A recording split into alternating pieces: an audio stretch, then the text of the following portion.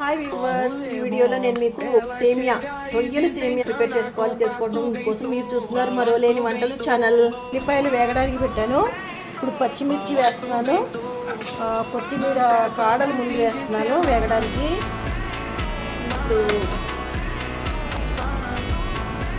బిర్యానీ ఆకులు వేస్తున్నాను, బిర్యానీ మసాలా వేస్తున్నాను. ఇందులో అన్నీ ఉన్నాయి, బిర్యానీ కావాల్సిన అన్నీ కలిపి అల్లం వెల్లుల్లితో పాటు చేసుకున్న మసాలా ఇది. ఇవన్నీ కలిపి చక్కగా టమాటాలు కొంచెం పుదీనా కూడా వేసి వేగనిస్తున్నాను. ఇది అల్లం వెల్లుల్లి గరం మసాలా ఉప్పు కారం పసుపు అన్నీ వేసి మ్యారినేట్ చేసుకున్న రొయ్యలు దీంట్లో వేస్తున్నాను. మళ్ళీ కొంచెం వేసుకోవాలి.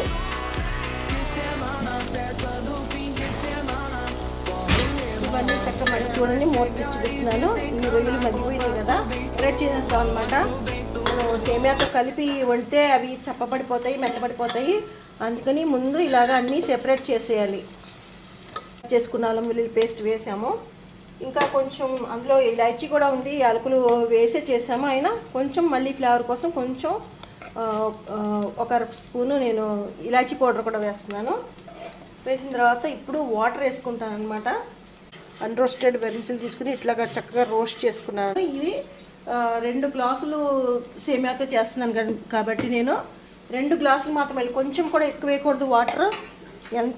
ఎన్ని గ్లాసులు మనం సేమియా తీసుకుంటామో అంతే వేయాలన్నమాట. 2 గ్లాసులు పడుతుంది అనమాట ఒక్కొక్క గ్లాస్కి. ఆల్రెడీ రొయ్యల్లో కొంచెం ముందు మనం సాల్ట్ వేసాము. ఇప్పుడు సేమియాకి సరిపడా 2 స్పూన్స్ సాల్ట్ వేస్తున్నాను అనమాట. ఇవి కలిపి ఇది బాగా వాటర్ మరగనివ్వాలి. మరుగుతుంది కదా, ఇందులో రోస్టెడ్ సేమియా వేస్తాం. ఇవన్నీ ఇందులో వేసేస్తాం అనమాట. మనం రోస్ట్ చేసుకుంటే మనకి కొంచెం ప్రైస్ తక్కువ పడుతుంది అనమాట. రోస్టెడ్ సేమియా తీసుకుంటే చాలా ప్రైస్. 3/4 పార్ట్ కుక్ అయిపోయింది. ఇంకా కొంచెం 25% కుక్ అవ్వాలి. ఆ టైంలో మనం ఈ తీసి పెట్టుకున్న సెపరేట్ చేసుకున్న రొయ్యలు ప్రాన్స్ మళ్ళీ వేసేయాలన్నమాట. దీంట్లో వేసేసి మళ్ళీ కొంచెం దీనికి ఇలాచీ పౌడర్ వేస్తున్నాను. దీని నుంచి నెయ్యి వేస్తున్నాను.